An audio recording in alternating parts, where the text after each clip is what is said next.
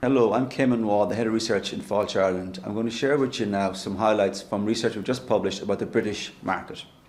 So, visitors from Great Britain represent the biggest single overseas market into this country in terms of the volume of tourists who come in. It's not the biggest market by earnings, but it is the biggest market by volume. And that's been the way for a long time. We've had some very good growth up until this year. We were having double-digit growth 2 or 3 years ago.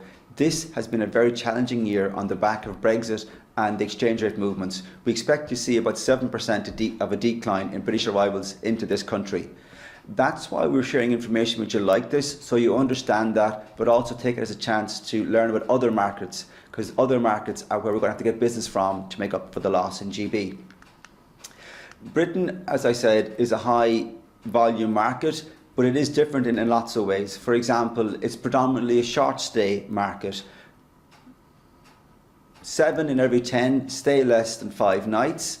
It's also a market with a very good level of seasonality. The British market has the broadest spread of visitor types in terms of people coming for holidays, visiting family, friends and relatives, coming for business events and so on. That level of spread is very good for seasonality.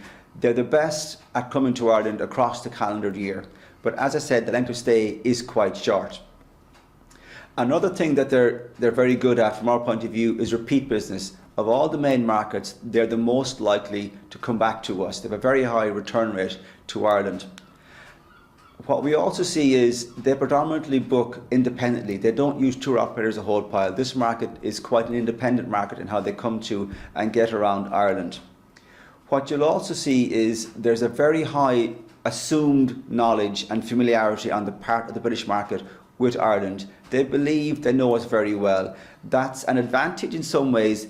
It's also a disadvantage in that if they think they know us so well, it can be hard to stand apart and give them new news. There are lots of opportunities to present Ireland in unique and compelling ways.